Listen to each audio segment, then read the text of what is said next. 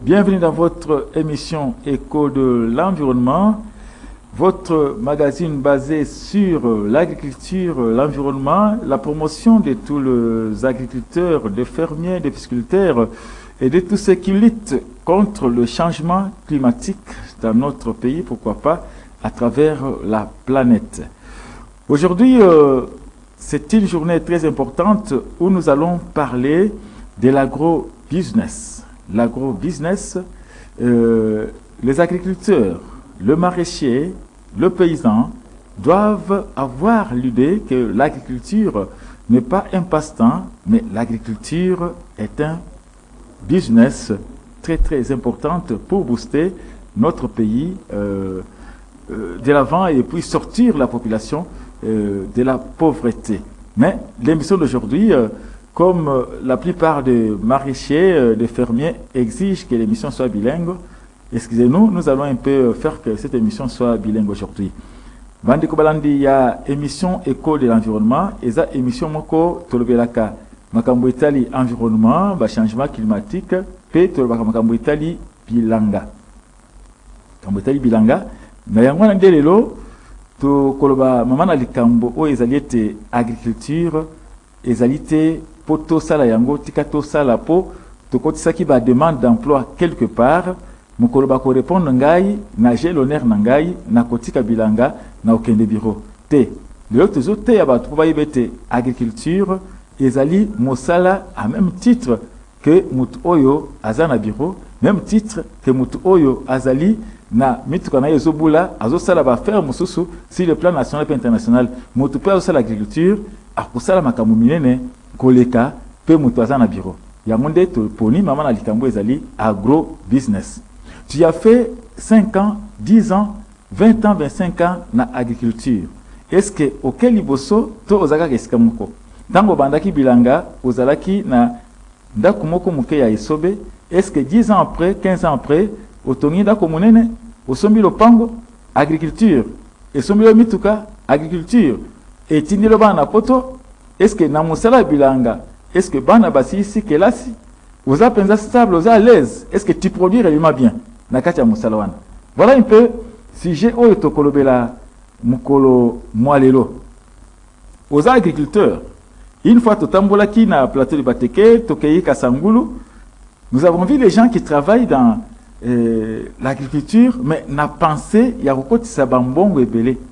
On a vu un certain monsieur Jean-Robert Bonganga, il a salaki plus de 50 hectares, il y a pondu caoutchouc. Alors, il y a pondu, peut-être pondu, ezali diamant vert. Au comment on a été 3 jours, 1 semaine, na kati ya ménage nyonso na Kinshasa to RDC, kasa ya pondu et kozanga te na kati ya sani. Alors, il y a l'habité ngai na kolona pondu caoutchouc. Alors, à chaque 2 fois le mois, baso kende kosa la cueillette. Sur basali cueillette wana, il peut sortir avec $700, $1000, kaka na vente kaka ya pondu caoutchouc. So ke ina kingasani na yindu, okomana bamba uti plateau de Bateke, bazana ba colis mine na pondu, soit quand tango zo mona te, il peut valer jusqu'à 20 000 francs, 15 000 francs, 10 000 francs colis wana. Alors ceux qui osa na hectare mobimba, oloni pondu caoutchouc, vous avez par exemple 100 bottes que vous récoltez. 100 colis que vous récoltez. Vous avez 20 000 francs na colis moko, bien 10 000 francs na colis moko. Na 100 bottes, 100 colis, au koza na mbongo boni. Alors, aucun de bongo sala 2 récoltes par mois. Vous avez 2 récoltes par mois. Na musala ya ko rentabiliser kaka bilanga na yo. Alors, bat mususu balbite ngana ko sala anana. Ce qui oteke anana moko soit na 5 000 francs.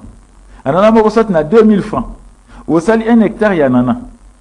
Na $1 na anana moko na 10 000 pieds au kosa combien? Voilà un peu esengeli tozwa agriculture lokola mutu oyo akatani na vie. So mutu ozomona tena kuna osala bilanga na plateau de Bateke. Non, lui il a akatani na vie à échouer. D'ailleurs je l'ai vu, c'est déplorable. Non, c'est pas déplorable, mutu osala bilanga. Bilanga ezali très très important, ezali économique. Ezali kotombola nkita ya mboka na biso. Soke na États-Unis, oke na Europe, okomana bato ebele ya mbongo bazana bilanga. L'État de Fambongo et pas yaba fermier. Mais pourquoi pas chez nous, l'État ou des femmes ne pas fermer. Pour Kalatozaki, qui na banque de crédit agricole, n'a pas de et ça existe, il y a hôtel de ville, banque de crédit agricole, où il y a crédit, il y a agriculteur. Parce que pour la kosala mosalo malam, et que je sais que nous avons volonté à kosala yango. Na kosala yango malam, mais je n'ai pas de fonds. Alors, on appelle que Sengi, l'État a une responsabilité naie, à banda pour appuyer les agriculteurs pour être basala mosala malam. Banque de crédit agricole et kendawapi. Tous les électeurs produire. Ça y va traiter rebelle. Oui, c'est bien. Mais quand il y a la banque de crédit agricole, ils ont mis les misat mitan na kati mboka na biso, bozo landela moto au pesi crédit au financement wana, au comment na ke nzala kozalate, to combattre insécurité alimentaire. Aujourd'hui pour manger, il faut que l'osso uta Thaïlande, pio die uta Libanda, semoule uta Libanda, non c'est uta Libanda, mais to biete to zali pays solution. Donc scandale scandale naturel, scandale nagnon sombo cannabis. Scandale nagnon. Mais pourquoi donc au produit était mabele malam. Na yango nakati ya kotambwisa micro balader na biso to koma ki epai ya agence moko de transformation agricole o ezali ata agence de transformation agricole ezali ata bakeyi na Kasai oriental. Kuna na Kasai oriental bakomaki na mboka kombon kwadi pene na Chilenge basoloina ba chef de terre ba autorité coutumière ba disponibiliser 500 hectares na bango. Na 500 hectares, ils ont invité au moins 600 ménages. Alors na 600 ménages oyo mutu na mutu akozwa lopin de terre na soit 1 hectare, soit 2 hectares, bongo na bongo. Bango bakoya basali yo labour, bakoya bapesio semence lokola maïs, bakoya bapesio formation comment okolona bilangano ya masango, okolana écartement nini, comment tu vas utiliser le fertilisant, lokola engrais NPK, lokola urée engrais azoté na bangrais nyonso mususu, comment tu peux faire le sarclage, comment utiliser ba produits phytosanitaires. Nous sommes pour augmenter la production. Alors ils sont arrivés en Kwadi, na Chilenge na Kasai oriental, ba pesi bandeko formation, dengenini ba koki kosala bilanga na bango. Alors, lolenge o ya kosalela ezali microcrédit. Ezali crédit o bazali kopesa bango. Ba fi son crédit, tango ba produire ba koya na mimboto na bango, na production na bango, na usine. Et comme on a usine à Kosomba, soit pour produire 1000 kg, usine à Sombi 500 kg, zongi na 500 kg, soit à 1000 nyonso. Bango va pêcher semences, va saluer labour, va pêcher va produit phytosanitaire, après va somber liopé va produit nayo. Alors nyonso on a pour na kosala ke ko encourager agriculteur. Tout l'anda muke élément oyo bongo to kosomba pour na ko bana lisolo na biso sur l'agro-business, l'économie agricole. Et ça na mutu ya mingi na mboka na biso. Vous savez combien? Vous savez dépenses ni? Est-ce que tant vous récoltez, vous récupérez un bon gonayo, aussi bénéfice ni? Wana soki tozongi sima, tozongi na sima diffusion élément oyo, tokoba na masolo na biso ya agro business. Tolanda. Avec de l'or, du cobalt, du lithium et plusieurs autres variétés, les richesses minières de la République démocratique du Congo, qui attirent la convoitise de ce voisin jusqu'à lui faire la guerre comme actuellement, font ombrage à une autre richesse quasiment inexploitée, son riche sol. 80 millions d'hectares de terres arables et 4 millions de terres irrigables, des chiffres qui font trembler et pourtant qui n'ont servi à pas grand-chose car jusqu'à ce jour, seul 1% de ce potentiel est utilisé. L'agriculture paysanne occupe 70% de la population active. Depuis un temps, la question du développement de l'agro-industrie s'invite dans tous les salons. L'unanimité se dégage sur le fait qu'il faut impérativement se pencher sur la richesse du sol. À son arrivée au pouvoir, le président Félix Antoine Tshisekedi avait lui déjà un plan bien précis. Aujourd'hui, l'idée prend corps sous forme de l'agenda de la transformation agricole du pays. Un focus mis sur le manioc, le maïs, le soja, les bananes plantains ou encore l'huile de palme. Mis à part le projet sur papier, il fallait également faire face à la question de l'expertise. celle sollicitée par l'État auprès de l'Institut international d'agriculture tropicale, va sûrement permettre au pays de ne pas s'essayer, mais de s'engager sur de voies qui ont déjà développé certains grands pays, comme le Nigeria. L'idée derrière est de développer une chaîne de valeur pour quitter l'agriculture de consommation pour l'agro-industrie. Ce système place les paysans au centre de l'action. L'ITA et les partenaires de l'ATA les savent mieux. Les agriculteurs de différentes zones agricoles sont mis à contribution. Certains sont déjà formés sur les nouvelles techniques mécanisées et reçoivent les semences et engrais pour accroître leur production. Le projet a également fait appel aux scientifiques. Ceux de l'université de Kinshasa travaillent depuis un temps aux côtés de l'ITA pour approfondir les recherches dans ce domaine à travers des enquêtes. Pour réussir cette revanche du sol sur le sous-sol, il faut également que les acteurs du secteur privé s'y mettent. Ceux derniers sont alors appelés à travailler aux côtés de l'État qui est obligé à son tour de mettre ce qu'il faut à leur disposition.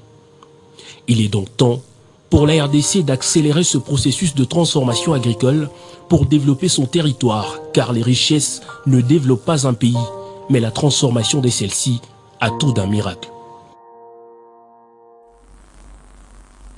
Merci Mingi Bandeko Balandia, émission Écho de l'environnement sur Canal Congo Télévision. Nulle part ailleurs, émission Oyo Écho de l'environnement, et ça a au moins 12 ans d'existence. La CCTV, c'est une grande émission Oyo Ezali Bibliothèque, Yamakambo l'environnement et agriculture, Écho de l'environnement. Alors, vous avez des questions, vous avez des soucis, vous avez vous voulez passer votre message, les informations sur l'agriculture et l'environnement, voilà. Est-ce qu'il y a une émission Donc, vous êtes devant un expert, qui n'est pas seulement journaliste, mais il est expert dans le environnement P. Bilanga. Alors, Botuan Kolanda, agence de transformation agricole ATA, où il y a initiative, il y a son excellence, monsieur le président de la République, chef de l'État, Félix Antoine Tshisekedi Tshilombo, où il a appuyé la ministère de l'agriculture, peut assister techniquement par ITA, na Ali, où il y a Institut agricole du leadership africain, peut ITA, où il y a Institut international d'agriculture tropicale, où il y a assister techniquement. Certains prennent les responsabilités à la formation et à accompagner les agriculteurs dans le terrain. Alors, tout ce qu'on a il y a agro-business. Nous devons yo mutoza na capitaux na yo mutozali na makoki na yo l'État d'autre part. Et ça bien, denge l'État accueilli ko appuyer abandaki na Mungata akomi na Kasai oriental na Kwadi na Chilenge et ça malam mais tozo senga pe que banque de crédit agricole ezala pour na ko booster agriculture na biso liboso. Alors, pour na nini ceux qui paysans azali na capital au ba PCA crédit va PCA. Et ça, capital va PCA. Boye, bossei labo. Boye, bo pesi bango semence. Bo pesi bango ba fertilisant, ba intrant agricole. Bo pesi bango formation. Au comment on a que beaucoup de résultats ya malam. Mais moutouye mon quoi, j'ai envie, il y a que produire malam sur 1 hectare ou 5 hectares. Mais il n'a que 1 000 $ à main. À quoi ça les comme côté? À Kobanda, on peut élaborer sur 5 hectares, sur 10 hectares. Après, il peut avoir les moyens yako ça la sarclage kolongola matiti na hectare mibale bongo cette mususuana biloko ekoba na kati ya matiti wana échec. Donc nous devons vraiment suivre tout cela et c'est important que banque de crédit agricole ezonga na mboka na biso openza zali mbela penza tozo lancer tozo beta certain likambo banque de crédit agricole ministre agriculture banque de crédit agricole ministre agriculture to sengi banque de crédit agricole ezala son excellence monsieur le premier ministre banque de crédit agricole ezonga pour na ko booster agriculture na mboka na biso. Un agriculteur abandi mosala bilanga esengeli azana mwa économie muke agricole na mutu na ye ba peso crédit to ba peso yango te olobi que pour ces champs d'un hectare j'ai dépensé au moins 1 000 $. Labour, par exemple, Bilangasika, labour, défrichage, Kolombola, Matiti, Banzete, au fouti autant. Labour, au fouti autant. Herçage, au fouti autant. Semis, sarclage, premier sarclage, deuxième sarclage, récolte, transport. Bon, mon autre, on est au salapé moussala. Il faut payer quoi te fait na katia bilan na yo. Les autres paysans ont besoin et ils ont peu bénéfice. Motoki au misaki, il faut payer au koma yango na papier. Pour na ba effort na nyonso, pour ngi na kati ba futanga pe na kozope autant na récolte. Alors tu dépenses $1000. Au kanisi que sur un hectare, on a l'oni masango na kozwa par exemple $2500 au mieux retrouver aussi $1200. Au ça est le côté. Au kosa la boye 15 ans, au que libo sauter prochainement au ça un hectare te au kitana demi hectare. Soit au kotika kolona masango au kolona mbala. Parce que échoué. Donc zona mbongo zo misana bilanga, lokola capital ozali ko investir. Lokola mutu azo banda business, bilangeza business, tu investis dans l'agriculture. C'est très important. Zala na kaye na bik dépense sociale, na transport, bao bazo na biloko na bilanga, ozo koma na kaye na yo. Nyon sont en tout cas ti bilanga oyo et comme na niveau oyo, j'ai dépensé autant. Alors, au tali pa récolte, na tango koteka, au kocha prix nini. Il faut na cha prix boye pour le qu'on a mis autant de sacs, na zo peu bénéfice, capital nanga wana $1000 ezala, na zo ata 1500 likolo. Wana komana ke mutu abandaki bilanga dans 5 ans, azalaki locataire, asumi lopango, azalaki péton, asumi mutuka, bana bazali kotanga atini bango na futu baketanga parce que ayebi kosala économie agricole. L'agriculture ezali business.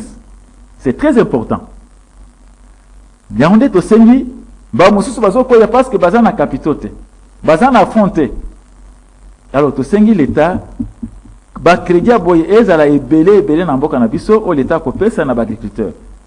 Subvention na bamboka mususu to moni na bamboka poto l'état opesa azo pesa ba subvention ba tracteur ne to mona ki bo congeleka kiawa ba pesa ba tracteur. Ne ba tracteur wana ba mususu bazo ki yango ba ke bo na ba ferme na bango ba bâcher yango. Mais à côté de lui, il y a quelqu'un qui souffre pour être labouré.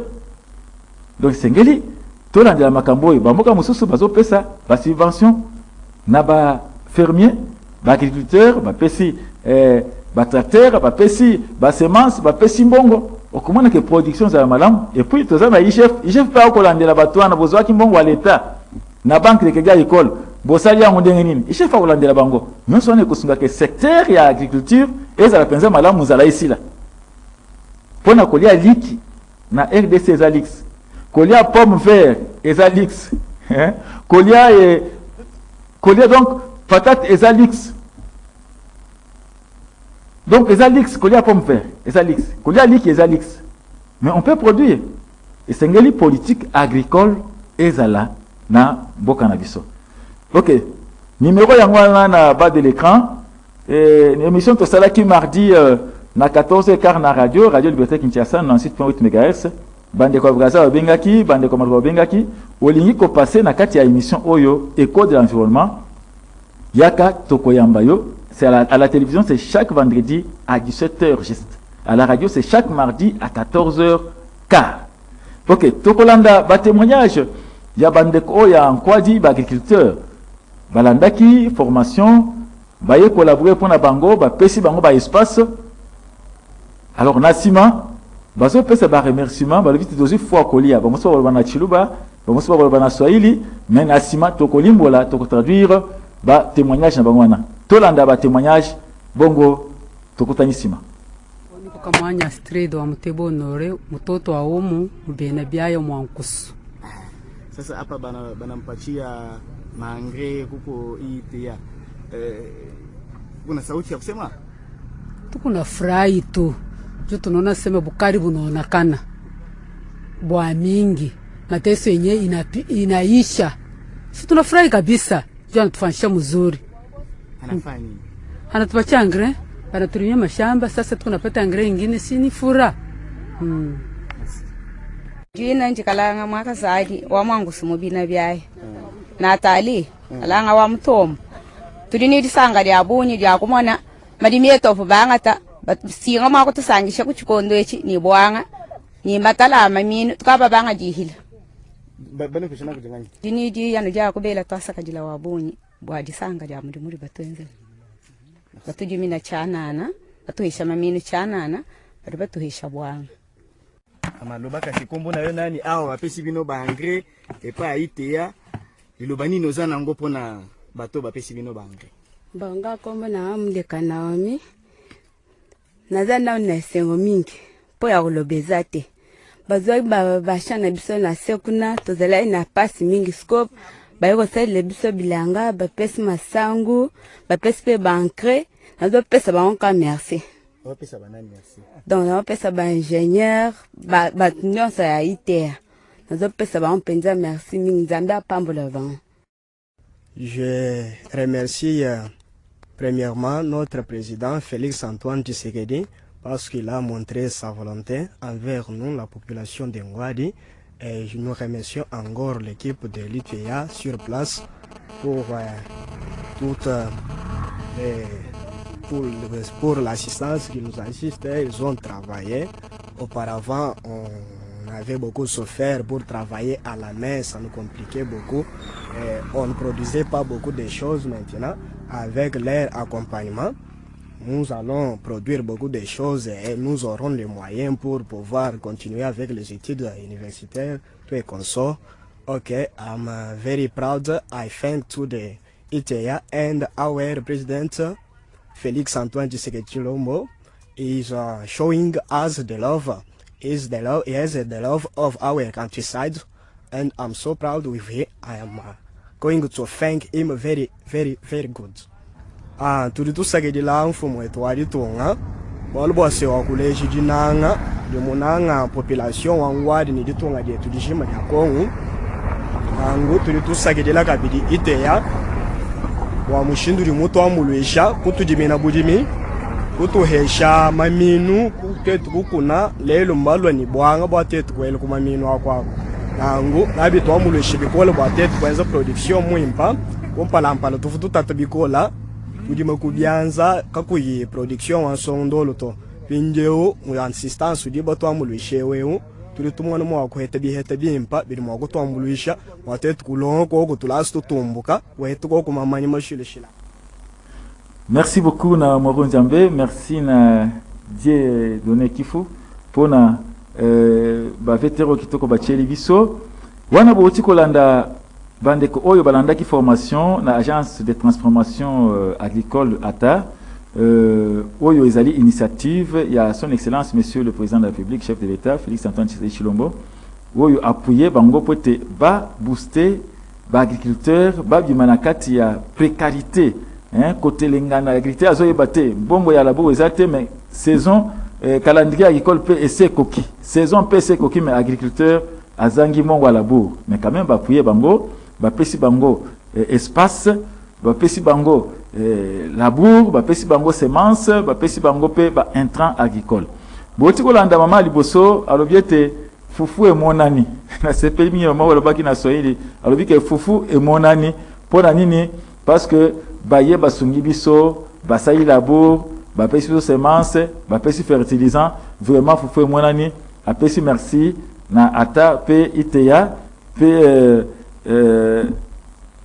bandeko ya Ali apesi bango merci pe apesi merci na mokonzi mboka pona ndenge bayeko booster bango liboso na kati ya agriculture mutu amibale pe mutu amisato balobi be likambo moko balobi ke tozali kosala biso moko tozali ko bundana pona kosala musala omelelo bakaniseli biso tolandaki formation bayiso ndenge nini tokoki ko utiliser engrais pe fertilisant ndenge nini to kolona na écartement nini donc bandeko ba manyoli pende kona biso suka oyo alobi na français alobi na anglais alobi pe na chiluba apesi kaka matondi alobi ke na nzela agriculture oyo tokosala tomona moyen toposa pe bakelasi na biso liboso car à partir ya mosala bilanga tokotanga pe tokende mosika vraiment eza très important ezali a féliciter ba initiative aboye ya mokonzi mboka elongo na bandeko ya agence de transformation agricole ITA pe Ali oyo bake kosunga bandeko ya Kasai Oriental na Mbujimai na Nkwadi penepene ya Chilenge na banzi bazaki pe awa mais tozozo bambela ebele tant to salaki émission na radio bandeko le bazo senga ke no esengeli initiative oyo ezala na ba 24 ba province nyonso ya RDC etambola partout crédit oyo ezala penza partout esoka na Mbujimai te mais batambola partout basunga ba agriculteur Vraiment, to komi okende presque na suka ya émission na biso ya mokolo mwalelo, to lobi likambo etali agro business. Kozwa agriculture lokola un passe-temps. Kozwa pe agriculture lokola mutu oyo azozela ba répondre na gelone ya kosa na société, amoni ke mbongo ekoti na société za malamu, mais oyo ekoti na agriculture za mabe. Te. Mbongo agriculture eza malamu. Mbongo agriculture ekosunga pe okende liboso. En tout cas, Totondi Bino Botondi, bande kobalandi à émission Écho de l'environnement. Nous vous rappelons que cette émission passe chaque mardi à 14h15 à la radio sur la 96.8 MHz. Cette émission passe aussi chaque vendredi à 17h juste sur Canal Congo Télévision. Donc, cette émission a 12 ans. 12 ans où nous avons travaillé avec les agriculteurs, les fermiers. On l'appelait avant Promo Agri, Planète en danger, zone verte, maintenant c'est Écho de l'environnement. Donc, ceux qui ont bien voté, ceux qui ont dit qu'ils n'ont pas voté, au cause de l'hypambolité. Il y a quoi dans l'émission Oyo, ceux qui sont agriculteurs, comment on a fait Mobimba, P. Misano et Liboso. Vraiment, merci Mingi, na Olivier derrière la caméra. Merci à Moron Zambé, merci à Dieu, merci à Bruno Zinga, merci aussi à mon producteur Dodo Montiri, merci à Bonner Zinga, merci.